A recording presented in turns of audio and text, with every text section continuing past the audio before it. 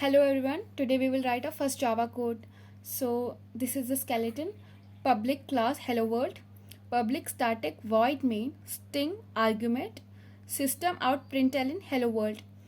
अब हम इन एक एक वर्ड्स को इंडिविजुअली देखेंगे एंड देन समझेंगे कि सबका अलग अलग मीनिंग क्या है. Public class hello world. Public. It is an access modifier keyword. It indicates that the following class or method is accessible by any other class. So public एक access modifier है. सो access modifier ये होता है जो हमारे code के methods और other components की विजिबिलिटी को कंट्रोल करता है. लाइक कौन उसको एक्सेस और यूज़ कर सकता है. तो एक्सेस मॉडिफायर 3 टाइप के होते हैं. First is private, then public, then protected. Private is basically for only for that particular class.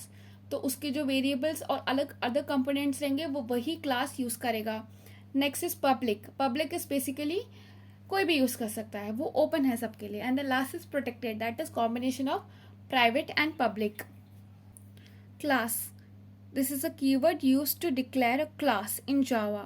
A class is a blueprint for creating objects. तो क्लास के बारे में हमने लास्ट लेक्चर्स में भी डिस्कस किया था. सो क्लास एक एनवायरनमेंट प्रोवाइड करता है जहाँ पे हम मेथड्स और वेरिएबल्स को डिक्लेयर करते हैं. सो अगर हमें कोई भी क्लास को डिक्लेयर करना है तो उसके लिए हमें क्लास कीवर्ड यूज़ करना होता है. And the last is hello world.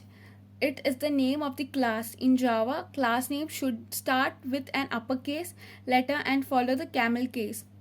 So ये hello world हमारे क्लास का नेम है. हम कोई भी क्लास का नेम यूज़ कर सकते हैं. द कंडीशन इज़ हमें पहला क्लास का जो भी लेटर है, मतलब हमारे जो भी वर्ड हैं, वो उसका first alphabet should be capital.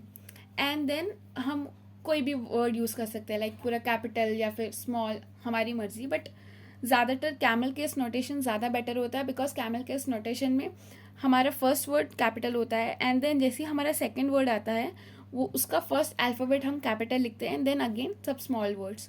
Like अगर आपके मल्टीपल वर्ड्स हैं तो सारे वर्ड कैपिटल में लिख दो, मतलब सबके फर्स्ट वर्ड कैपिटल में लिख दो, देन सब स्मॉल में. तो फिर वो रीडेबिलिटी को भी बढ़ा देता है, जिससे हमें पता चलता है कि ओके ये फर्स्ट वर्ड है देन ये सेकेंड वर्ड है. वैसे next is public static void main string argument.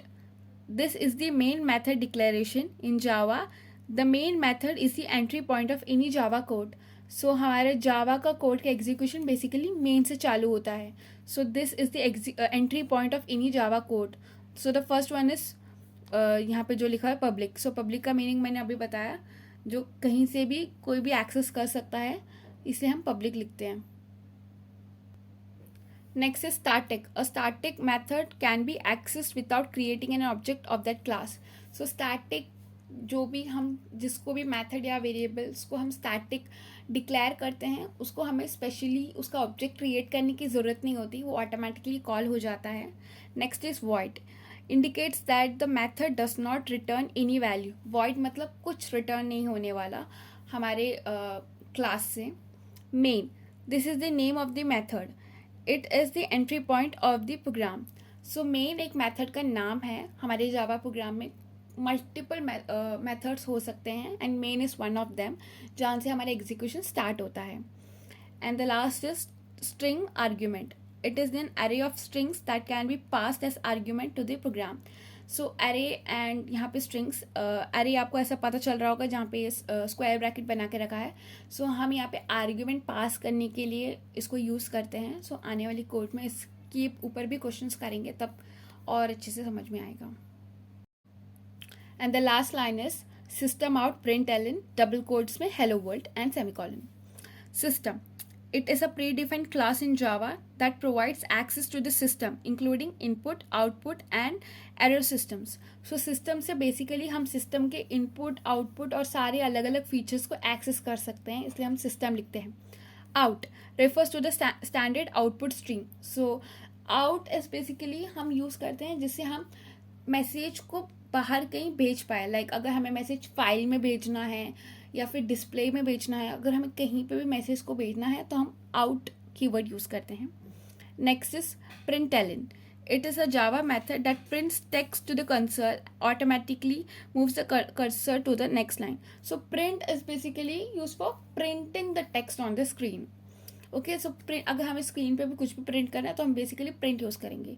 इसमें लिखा हुआ है प्रिंट एलन.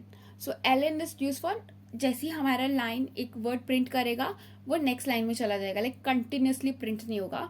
सो इसलिए हम प्रिंट एलन यूज़ करते हैं. आई होप आपको इस वीडियो में जो भी बोला वो समझ में आया होगा. So if you like the video please consider liking and subscribing the channel. Thank you.